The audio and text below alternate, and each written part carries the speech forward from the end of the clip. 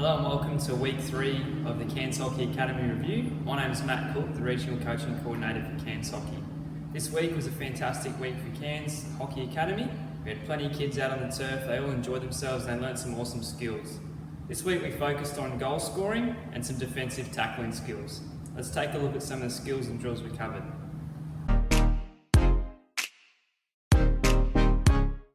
The first skill that we covered, or the first area that we covered, was goal scoring. And in this goal scoring area, we really focused on scoring goals in and around the goal.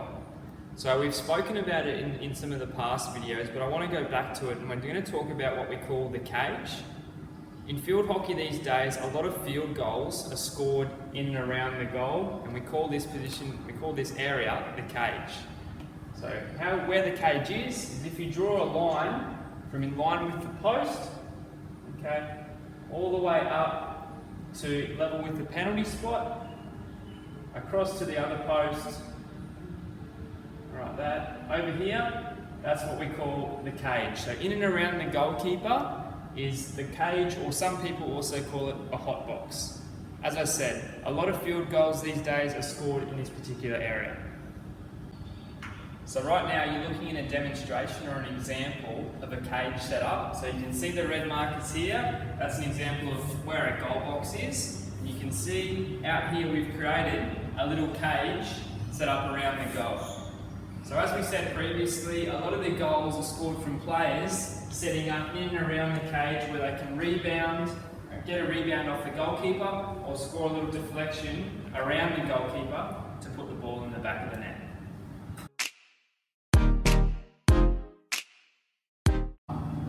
The first skill that we covered was deflecting the ball. We spoke to the athletes about a couple of key points when going and approaching to make a deflection. These were: make sure your body's open so you can see where the ball's coming from, and you can open yourself up so you can also identify where you want to put the ball to. So you don't want to see your athletes closing themselves off so they can see where the pass is going, but it's very awkward and it's hard to deflect the ball back towards the goal. So they need to have an open body position. The second thing we've spoken about is getting their eyes over the ball when they're approaching to making a deflection. So I'm going to get Jess to give 2 examples. She's going to roll 2 hockey balls. The first example is an example of me not putting my head over the ball, and the second example is the correct technique with my head over the ball, and then you can see it's a lot easier to deflect the ball. So you can see in this first example here, I'm going to deflect the ball. My head won't be over the ball and I'll be reaching outside of my body to deflect the ball. In the second example, I'm going to move my feet and make sure my head is over the ball when I deflect it, so I can really watch the ball onto my stick. As you can see in the second example, with me being lower and my head being over the ball, it also assists in the ability to control the deflection and guide the ball with the angle of my stick into the bottom of the goal. So as you can see, my head's over the ball and I can angle the ball with my stick and control the deflection into the corner.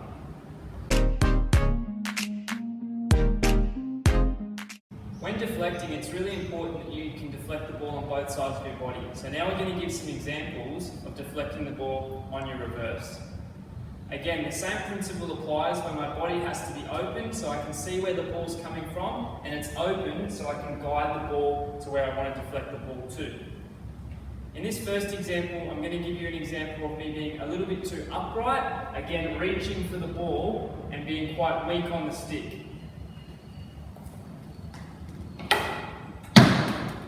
So you can see I reached for the ball. I did still deflect the ball, okay, but I didn't have a whole lot of control as to where I was deflecting the ball to. In this second example, you'll notice that what changes. My body position will be lower, okay, my left hand will be close to the ground or touching the surface, and I'll be able to guide or dictate where I deflect the ball to.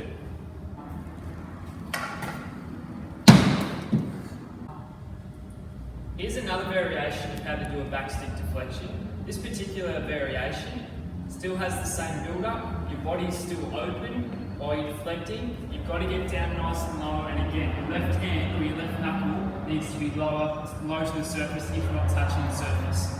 This time, you need to open the angle of your stick up. So rather than having your stick in an upright position, you open the blade, alright, and make contact with the ball here.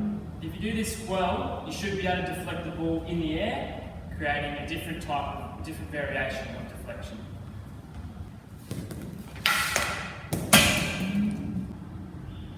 An issue that we had sometimes when deflecting, especially on the back stick, was the body positioning of our athletes. When the ball was coming in and they were getting in that ready position, so their bodies were open, which was good, they were getting down nice and low and ready to react and deflect. If the ball went down outside their left foot, they'd lift up, stand up, and then place their stick on the ground. This movement wasn't efficient enough, and it took too much time, and a lot of balls missed the left post, but also missed the deflection because we were too slow. So we needed to get the athletes in the habit of getting ready to deflect with their stick down here, and the movement was you stay in this low position ready to ground, and all it is your stick and hand changes, and you get ready to deflect the ball.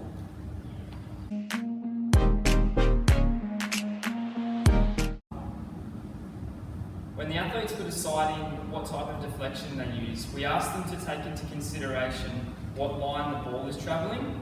So an example of this would be, if they're in their ready position and then they're set for a deflection, we said if the ball was travelling outside the line of their left foot, out here, we asked them to go to the back stick deflection phase, or the chip back stick deflection phase. If the ball was heading in between their stance, we gave them the option of getting in the upright deflection phase, so they can watch the ball onto their stick and deflect it that way, or the sweep deflection, so they can watch the ball onto their stick and sweep it.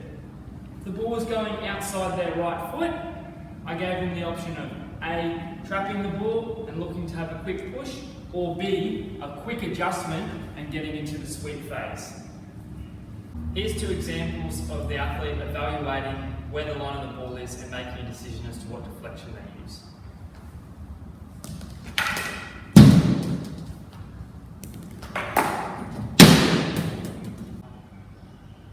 This week we welcome back two of our academy coaches, Regional Coaching Director David McNeil and Regional Programs Manager Wes Ferns returned from their 2-week stint over in London. They were fantastic help this week and they passed on a lot of their knowledge to the academy students. This week David is going to talk to the group about tackling.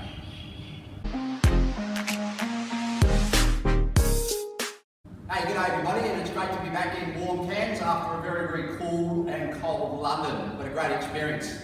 One of the things that we addressed at academy training last night, or this week with all the athletes, was the tackling process. Not necessarily the most exciting skill to coach, but it's definitely one of the most important. So one of the first things that we addressed with the athletes was the line of the defensive player to the attacking player. So if I can suggest to us that we're actually coming at the attacking player from this angle. So the attacking player is over there on that far red marker, and I'm starting here.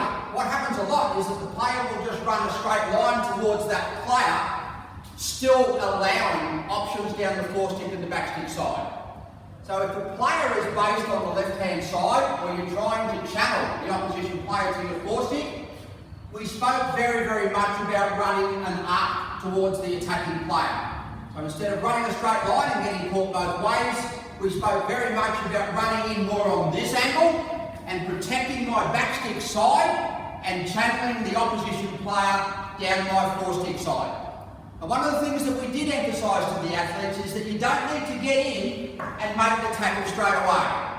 Too many times when we do that and we rush this tackle, the opposition player will still burn us down our backstick side. So we need to be patient, and when we get in the position, we can then travel with the player, guiding them to the sideline, making an effective four-stick tackle.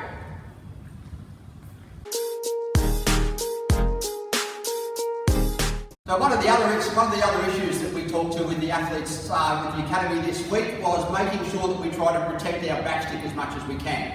We're trying to avoid a high percentage of tackles being made on the reverse. So one of the things that we need to be aware of is that too many athletes tend to go in here and engage the player, but as that player drags left to right down the backstick side, keep going, Wes. we tend to come in here and then try and make that sort of a tackle. We spoke very, very much yesterday with the athletes about trying more to shuffle to make that tackle and keep it on our four-stick side. And there's a couple of things that we need to take into account. So as we come into this position here to make the tackle, if we get dragged left to right, try to shuffle across to make that tackle. Two reasons for that. Number one, if we're making the tackle on our four-stick, it's a lot easier to set up a counter-attack because we can turn and burn. If we're on the back stick side as we make that tackle, it's a little bit harder to get our counter-attack going.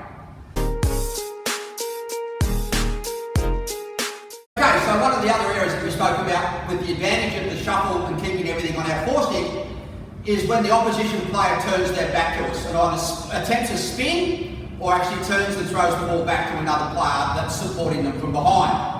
So as I engage this player in the tackle as they spin, if I come across here to shuffle, if they burn me, I can still engage down the four-stick side.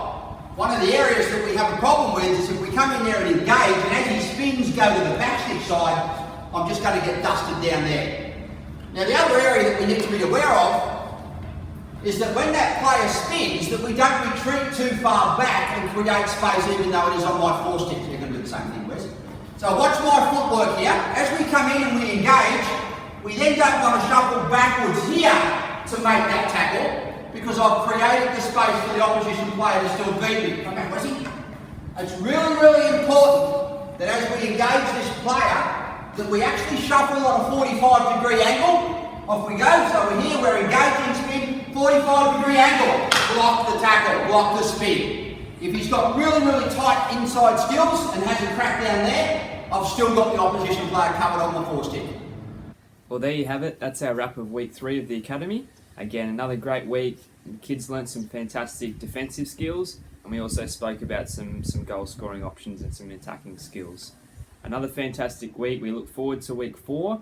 We'll be progressing into some match scenarios and we'll be working on some longer passing drills and skills.